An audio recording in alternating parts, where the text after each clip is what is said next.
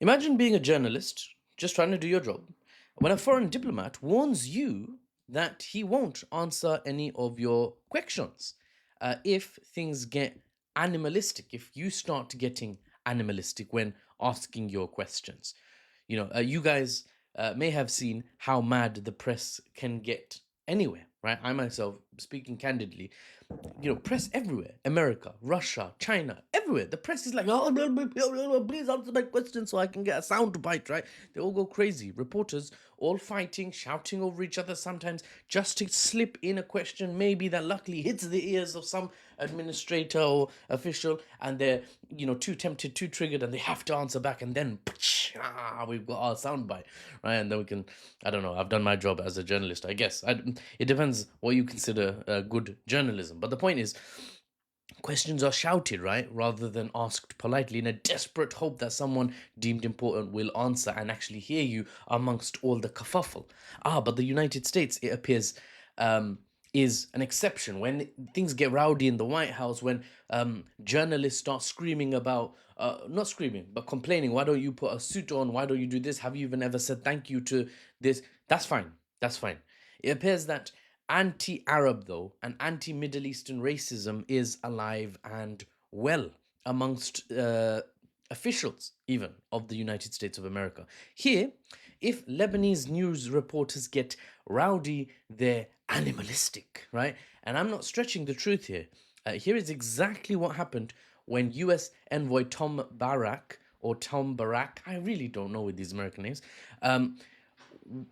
he was met with journalists as he arrived, as he came out of a meeting with the president of Lebanon to discuss disarming the Lebanese paramilitary in the south of the country. Starts with the H.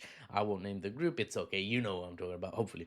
So, meeting with the Lebanese president over, local journalists came to him and started asking questions after the meeting. Instead of answering professionally, Barak stepped to the podium and said, quote, the moment this starts becoming chaotic, like animalistic, we're gone. Act civilized, act kind, act tolerant, because this is the problem with what's happening in the region. It's almost like he's just one mix of semantics away, one variation of words away from saying, this is the problem with you people. It's so sad. Right, that last part is what makes it obvious that it's got some racist tendencies here. It's not even subtle racism. He literally told Arab journalists their behavior was part of the Middle East's problems. I'm sorry. If people get rowdy, very animated when injustice on a historic scale has been committed against their families, their homes, their land, their women, their children. Then stay in line, be polite to your oppressors, right? Lebanon's president expressed regret at the incident, of course, because you can't express much else when your master, I mean your strongest friend and ally, sorry, you can't express much more when they say something bad to you, like an owner kicking their slave in the stomach. The slave maybe rubs their stomach, goes, ow, ow, and then stops complaining. He goes back to polishing the boot that just kicked him. That's how slaves work. Do you not know? Ironically, the Lebanese paramilitary, whose disarming is being discussed at this meeting with the US envoy, they appeared at least more civilized. Appeared, I'm saying, calling the US diplomat's words a blatant insult. Media outlets across the Arab world agreed and condemned the remarks as colonial arrogance. Now, here's what's really telling. We're moving into the analysis now to wrap up. Barak is actually of Lebanese descent himself. That's not much, it's not particularly important, but it's interesting as a detail to note. You see, the envoy refused to apologize after the conference, even after being called to do so. By people pointing out that that was extremely inappropriate. But he didn't apologize, so showing that this was a deliberate stance and that he's going to hold his ground.